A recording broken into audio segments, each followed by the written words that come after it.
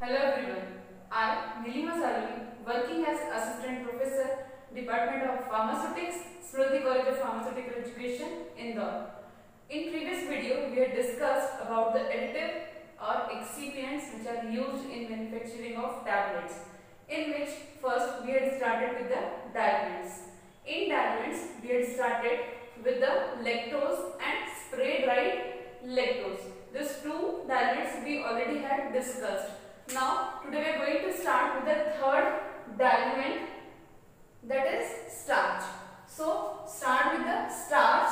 Starch can be obtained from the corn, wheat and potato. These are the various sources for starch. After that, there are grades which are available of starch are their USP grade starch, and they has flow and compression characteristic. We choose diluents on the basis of their flow property and their compression techniques. On the basis of their compression technique, they are divided into different classifications, that whether they are directly compressible or not, or how we can compress them, or whether we have to employ the diluents for the process of wet granulation, of a dry granulation, of a direct compression. So this is the individual property of the raw material, that which type of flow parameter they have or which kind of compression characteristic they have. So USP grade starch has proper flow and compression characteristic. After that, starch possesses high moisture content. That's why it have up to 11 to 14% of moisture content in it. Then dried, we also have dried form of starch also, which is available and which have standard moisture level of 2 to 4%. It means the dried form of starch have moisture content up to 2 to 4%, and the normal starch contains 11 to 14% of the moisture content. After that, they could be used in wet granulation is wasteful, because they already have higher content of moisture. That's why they cannot employed into wet granulation technique. So this could be used for the dry granulation purpose and directly compression purpose, and we cannot use this into wet granulation process. Then various direct compressible starch are, or it is commercially available under the name Star RX 1500, which is a directly compressible starch. So this is important as per your GPAT point of view. So remember, this directly compressible starch is commercially available under the name Star RX 1500. So this was the introduction about the starch. Now start with the different properties which starch possesses. So first of all, the starch are, or it have property like free flowing, and starch can be used for multiple purposes, like it could be used as diluent, it can be used again as a binder. Starch can be used as binder, or we can say alone starch or starch paste can be prepared for the binder. Then starch can be employed into manufacturing of tablet as disintegrating agent also, and self lubricant. It could be act as a self lubricant, or we have not add other lubricant into the formula if we are adding starch as a lubricant. And it in case of lubricant, it contains 10% moisture.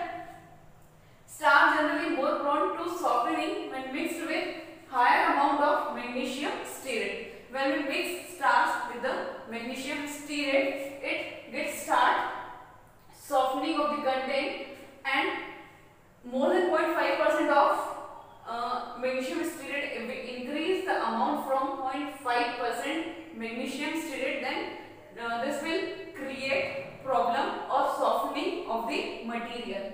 then the starch can be compressed alone or it could be combined with the drugs up to 5 to 10%.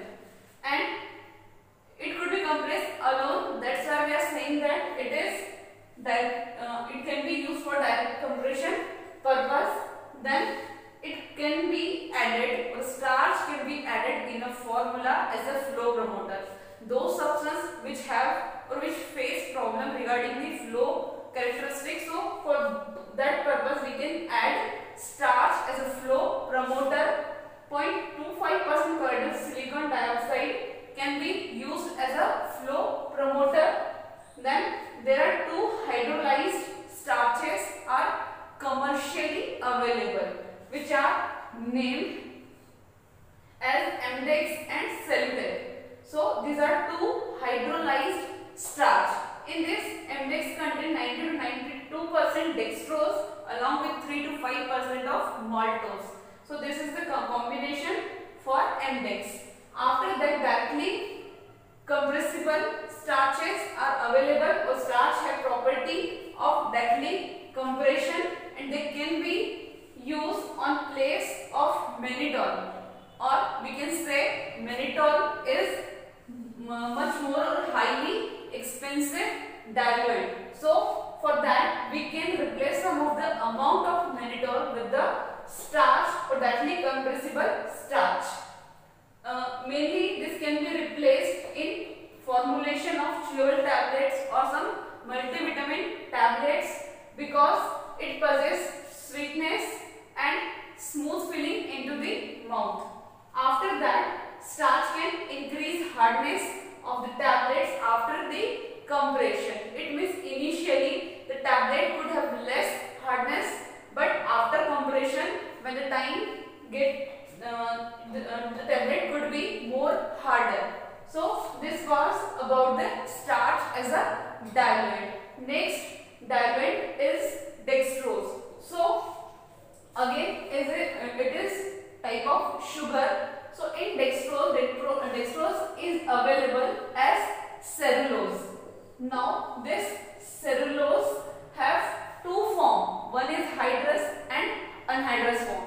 Anhydrous form can be required into the formulations which require less moisture content, or those formulations which require less moisture to prepare. So in that case we can go for anhydrous type of dextrose, and second is hydrous. So dextrose can be added to replace some of the dried or spray dried lactose. It means we can replace spray dried lactose with the dextrose in different formulations, which may decrease tendency of resulting tablet to darkness. It means what? The spray dried lactose have tendency to darken the tablet or to change the color of tablet on storage. So we can replace the spray dried lactose with the dextrose to overcome the problem of darkening of the tablets on storage. So this was dextrose. After that, next diluent is mannitol. Mannitol is widely used in chewable tablet as a diluent. So it is most expensive and it have a negative heat of solution. Because of this negative heat of solution, it have low solubility and pleasant and smooth feeling into the mouth. Again, it is a sweetener, or it gives sweetening taste to the chewable tablets. It is commonly used for chewable tablet and for the multivitamin tablets. Then it is used in vitamin formulation which have problem of moisture sensitivity. Those formulations which face problem regarding the moisture sensitivity, or in that cases we can go for mannitol as a diluent. But mannitol is expensive in nature, so we can replace some of the amount with the mannitol. Then this formulation has poor flow characteristic. Those formulation in which we will add mannitol as a diluent, they will have low or poor flow characteristic. They require higher amount of lubricant to compress them as a tablet. They have low caloric content. And again, mannitol is non-carcinogenic in nature. Carcinogenic, it means that carcinogenic means they are the reason to cause cancer into the individual. So those substances which cause cancer into the patient, they are known as carcinogenic. So mannitol is non-carcinogenic in nature. So this was the diluent, starch, then dextrose and mannitol. In next video we will discuss further or more diluents. Thank you.